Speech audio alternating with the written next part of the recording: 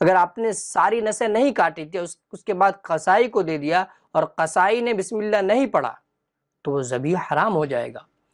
اس لیے اس بات کی رعایت ضروری ہے کہ ذبح کرتے وقت خود بھی بسم اللہ پڑھیں اور اس کے بعد جو آگے چھری چلا رہے ہیں ان کا بھی بسم اللہ پڑھنا ضروری ہے۔ یہ مرکز المعارف المفن کی وہ کتاب ہے کہ جس میں عہد نو کے ہر سوال کا جواب ہے۔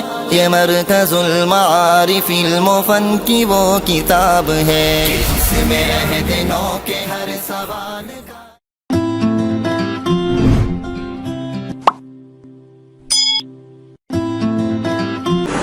السلام علیکم ورحمۃ اللہ وبرکاتہ۔ قربانی کے ایام میں بہت سی دفعہ ہم لوگ خود جانوروں کو ذبح کرتے ہیں اور یہ افضل ہے کہ قربانی کے جانور کو ہم خود ذبح کریں۔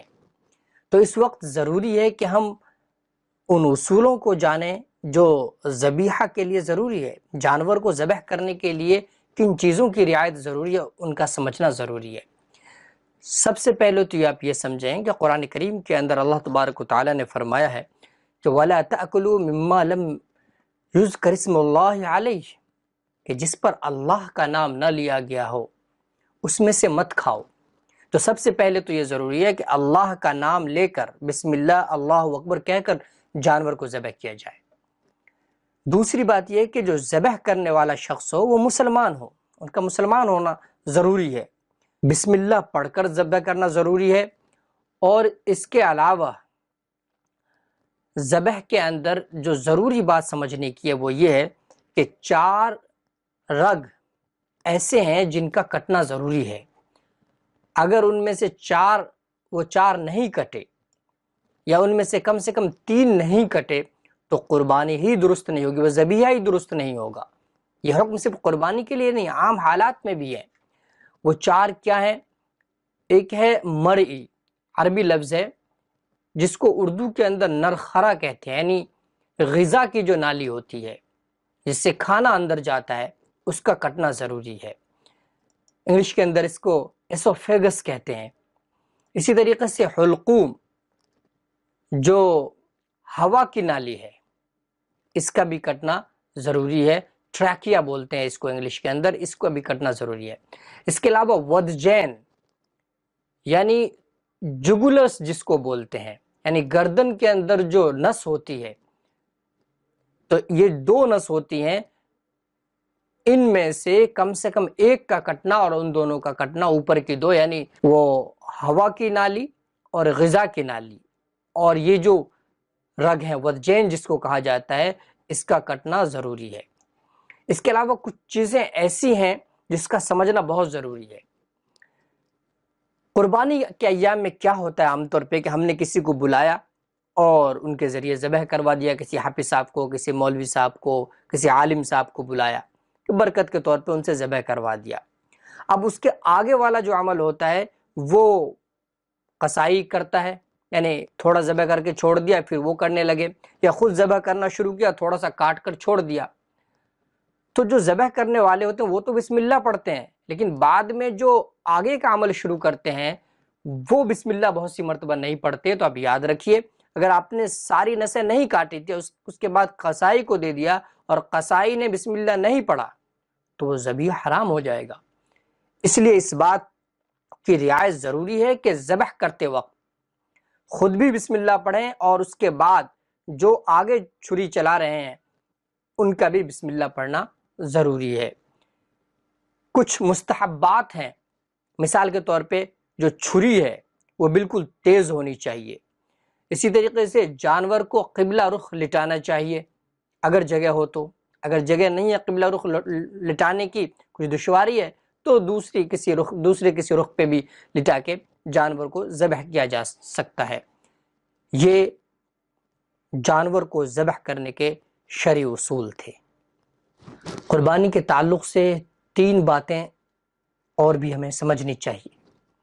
ایک تو یہ کہ قربانی اگر کسی نے نہیں کی بھول سے، یا پھر دین کی اتنی اہمیت معلوم نہیں تھی، یا کوئی بھی عذر ہو سکتا ہے، کہ پاس میں پیسے نہیں تھے، دوسروں کے پاس تھے، وہ مل نہیں پائے، لیکن وہ شخص مالدار تھا، تو اس کی قضا کیا ہے؟ اس کی قضا یہ نہیں ہے کہ آپ آنے والے سال میں جانور کو قربان کریں، اس سال میں تو آپ مالدار ہیں تو کرنا ہی ہے۔ اس کی قضا یہ ہے کہ 1 سال والے جانور، بکرا وغیرہ، تو اس جانور کی قیمت آپ کو صدقہ کرنا پڑے گا، یہ قربانی کی قضا ہے۔ اسی طریقے سے ایک بات یہ ہے کہ قربانی کرنے کا وقت کیا ہے؟ قربانی کرنے کا جو وقت ہے وہ عید الاضحیٰ کی نماز کے بعد شروع ہوتی ہے اور 10، 11، 12 ذی الحجہ کے مغرب تک آپ جانور کو قربان کر سکتے ہیں۔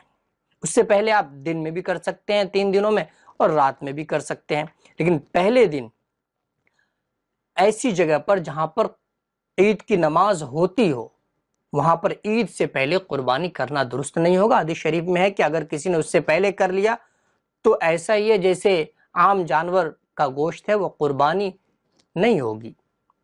لیکن کوئی ایسا گاؤں ہے کہ جہاں پر شہر کی کوئی فیسلٹی نہیں ہے اور بالکل ریموٹ ایریے میں، دور دراز میں کوئی ایسا گاؤں ہے بہت ساری جگہوں پہ، تو ایسی جگہ پر چونکہ عید کی نماز ہی واجب نہیں، تو پھر وہاں پر اگر کوئی فجر کے بعد بھی قربانی کرے تو وہ بھی درست ہے۔ ایک چیز یہ سمجھنے کی ہے کہ عام دنوں میں تو ہم گوشت قصائی کے یہاں سے جا کر لے آتے ہیں، لیکن بقرعید میں کیا ہوتا ہے کہ ہم لوگ خود بہت سی مرتبہ جانور کو ذبح کرتے ہیں، تو پورا جانور ہمارے سامنے ہوتا ہے۔ اس وقت یہ سمجھنا ضروری ہے کہ کون سے ایسے اعضاء ہیں، پارٹس آف دا باڈی جو ہیں، ان میں سے کیا آپ کھا سکتے ہیں کیا نہیں، یہ بہت اہم ہے، اس کا سمجھنا ضروری ہے۔ تو 7 چیزیں جانور کے اندر ایسے ہیں جس کو کھانا جائز نہیں۔ سب سے پہلے تو خون جو ہے، جو بہتا ہوا خون ہے، اس کا استعمال کرنا حرام ہے۔ بہتا ہوا خون قرآن کریم کے اندر ذکر ہے۔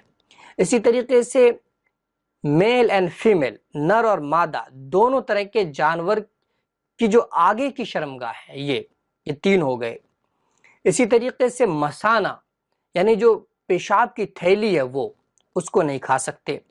اسی طریقے سے خصیہ، ٹیسٹیکلز، اس کا بھی کھانا حرام ہے، ناجائز ہے۔ اسی طریقے سے پتا، اس کا بھی کھانا جائز نہیں۔